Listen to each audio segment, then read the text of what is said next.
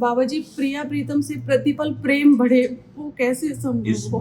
स्मरण याद, जिसकी हम याद करते हैं उससे हमारी आसक्ति हो जाती है। जैसे प्रतिपल शरीर की याद में रहते तो इससे आसक्ति हो गई, एक जरा भी लगे तो हमें परेशान। ऐसे जब हमें प्रिया प्रीतम की याद करेंगे, इसलिए तो नाम जब कहा जाता है। हम राधा राधा राधा रट रहे थे, एक दिन देखो राधा नाम सुनते ही रोमांच हो जाएगा, रोने का मन होगा, मेरी प्यारी जो, मेरी प्राण प्यारी जो। तो जब तक नाम जप नहीं होगा, उनका स्मरण नहीं होगा, भजन नसेनी प्रेम की, प्रेम बहुत ऊंचाई की वस्तु है जो धर्म अर्थ काम मोक्ष चारों से भी ऊपर है। इतनी ऊंचाई पर चढ़ने के लिए भजन नसेनी प्रेम की, राधा राधा राधा राधा राधा राधा राधा। अभी बड़े बड़े जो महापुरुष हैं, नरसिंह मेहता जी, मीरा जी, सब तुकाराम जी, इन संतों के जीवन चरित्र को देखो।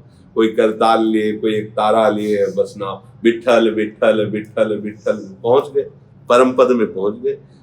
नरसिंह मेहता जी की करताल बाजा करें हर समय अपने गोविंद का, कितने बेपरवाह है। ठाकुर ब्याह करवा रहे लड़के का, ठाकुर बात भर ले जा रहे हो, मस्त है अपने। नरसिंह की करताल बाजा करे अपने प्रभु के लिए। मीरा जी को रात रात बीत जाती है आंसुओं से कपूर भिगोते हुए अपने गिरधर के सामने नाचना। उनको ये इसी से प्रेम होता है, जिससे हमें प्यार होता है या प्यार करना होता है, उसी के बार बार हमें समीप रहना होता है। शरीर से नहीं, चिंतन के द्वारा समीप रहना। और प्यार का लक्षण भी होता है कि वो दूर रह नहीं सकता, भले शरीर दूर है लेकिन वो अपनी स्मृति में उसे बसाए रहता है। उसकी हंसने की प्रक्रिया, उसकी बोलने की, उसकी चलने की, उसकी देखने की, उसको क्या पसंद है, उसके कौन कौन मित्र हैं, ये सब, उसकी क्या गुण है, कैसा है, क्या प्रभाव है, ये उसको बार बार याद आता रहता है। कितना सरल स्वभाव, कितने सुंदर हैं, कितना प्यार करते हैं, ये बार बार सब। ऐसे भक्तजनों को देखो, कितने भगवान करुणा उदार, उनकी महिमा का वर्णन करना, उनका नाम जप करना, उनकी सेवा करना, उनके आगे नाचना, उनके आगे रोना, इसी से तो प्रेम होता है। हम धीरे धीरे धीरे धीरे अपने प्रभु को ऐसे रिझाएं तो प्रीति की प्राप्ति हो जाएगी। ये जीव सदगुरु भगवान से 5 साल से दीक्षित है, तो गुरु मंत्र मिला है तो उसका जाप हम करते तो है, लेकिन नौकरी के ज्यादा नौकरी में समय देना पड़ता है, इसलिए हमें थोड़ा